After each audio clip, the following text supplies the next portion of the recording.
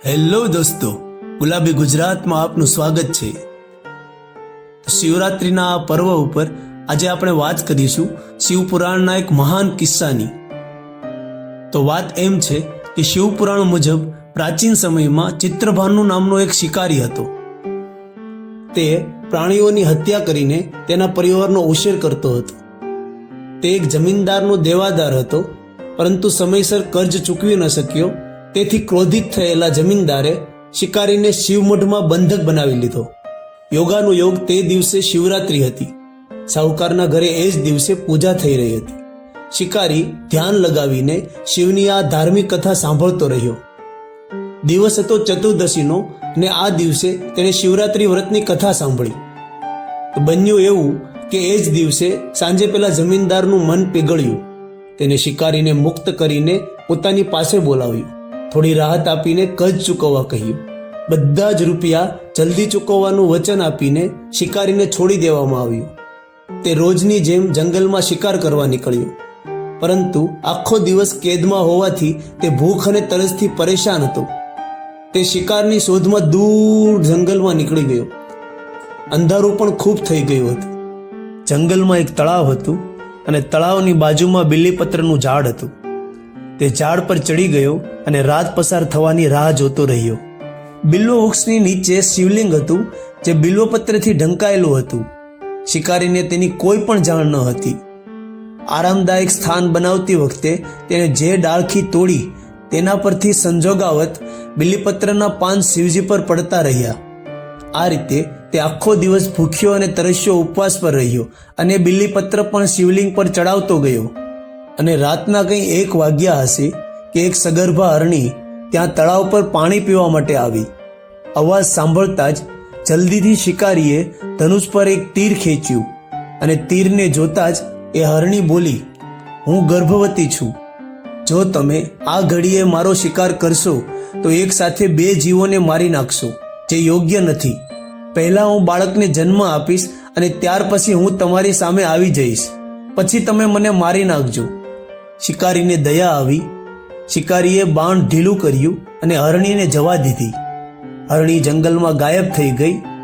બાણ ચડાવતા અને ઉતારતા જે હરકત કરતો હતો એમાંથી બિલીપત્રો ફરી શિવલિંગ પર પડતા રહ્યા। આ રીતે પ્રથમ પહરની પૂજા શિકારીએ અજાણતા જ પૂરી કરી। થોડો સમય વીત્યા બાદ એક બીજી હરણી પોતાના બાળકો સાથે ત્યાંથી નીકળી। શિકારી માટે આ સોનેરી તક હતી। તેણે ધનુષ પર તીર ચડાવ્યું અને જેવો તે તીર છોડવા જતો ત્યાં પેલી હરણી બોલી, હે શિકારી, હું આ બાળકોને તેના પિતાના હવાલે કરીને પરત આવીશ, તું હાલ મને ન મારીશ। શિકારી હસ્યો અને બોલ્યો, સામે આવેલો શિકાર હું છોડી દઉં એટલો મૂર્ખ નથી। આ પહેલા મેં 2 વાર મારો શિકાર ગુમાવી દીધો છે। મારા બાળકો ભૂખ તરસથી વ્યાકુળ હશે। તો હરણી બોલી, જેવી રીતે તને તારા બાળકોનો પ્રેમ સતાવી રહ્યો છે, ઠીક એ જ રીતે મને પણ મારા બાળકોનો પ્રેમ સતાવે છે। શિકારી, મારો વિશ્વાસ કર, હું આ મારા બાળકોને એમના પિતા પાસે છોડીને તરત જ પરત ફરીશ, આ મારું વચન છે। હરણીનો નમ્ર અવાજ સાંભળીને શિકારીને તેના પર દયા આવી। તેણે તે હરણીને પણ જવા દીધી। હવે આ શિકારના અભાવમાં ભૂખ અને તરસથી એ શિકારી વ્યાકુળ થઈ ગયો હતો। શિકારી બિલીપત્રના ઝાડ પર બેઠો આમ તેમ વ્યાકુળ થયા કરતો હતો અને બિલીપત્રના પાન ઝાડ પરથી નીચે પડતા રહેતા હતા। અને આવી જ રીતે રાત પસાર થતી ગઈ। સવાર થતાં જ એક હુષ્ટપુષ્ટ હરણ એ રસ્તે આવી ચડ્યું। શિકારીએ વિચાર્યું કે આનો તો હું શિકાર કરીને જ રહીશ। શિકારીએ જેવું જ હરણ પર બાણ ચડાવ્યું કે હરણ વિનંતી કરીને બોલ્યો, હે શિકારી, જો તે મારા પહેલા આવેલા 3 હરણી અને નાના બાળકોને મારી નાખ્યા છે તો મને પણ વગર વિલંબે મારી નાખ, જેથી મને તેના વિયોગનું એક ક્ષણ પણ દુઃખ ન સહન કરવું પડે। એ હરણીઓ અને એ બાળકો મારા જ હતા। એ હરણીઓનો હું પતિ છું, અને જો તે તેમને જીવતદાન આપ્યું હોય તો મને પણ આ ક્ષણે જવા દે। હું એમને મળીને તરત જ તારી સામે હાજર થઈ જઈશ। એ હરણની વાત સાંભળીને શિકારી સામે આખી રાતનું ઘટનાચક્ર આવી ગયું। તેણે બધી જ કથા એ હરણને સંભળાવી।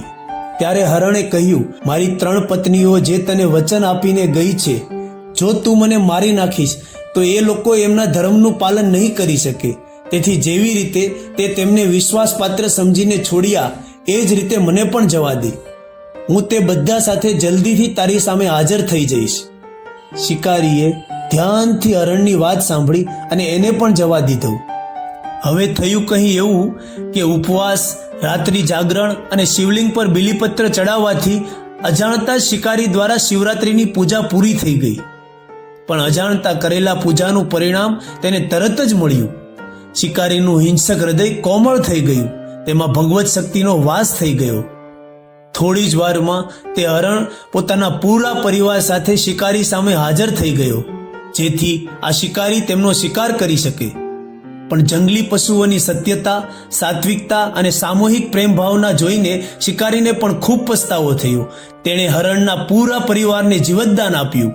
અજાણતા શિવરાત્રિના વ્રતનું પાલન કરવાથી શિકારીને મોક્ષની પ્રાપ્તિ થઈ. જ્યારે મૃત્યુકાળમાં યમદૂત તેનો જીવ લેવા આવ્યા તો શિવગણોએ તેમને પરત મોકલી દીધા અને શિકારીને શિવલોક લઈ ગયા. શિવજીની કૃપાથી જ પોતાના આ જન્મમાં ચિત્રભાનુ પોતાના પાછલા જન્મને યાદ રાખી શક્યો અને મહાશિવરાત્રિનું મહત્વ જાણીને તેનો આગલા જન્મ પણ પાલન કરી શક્યો.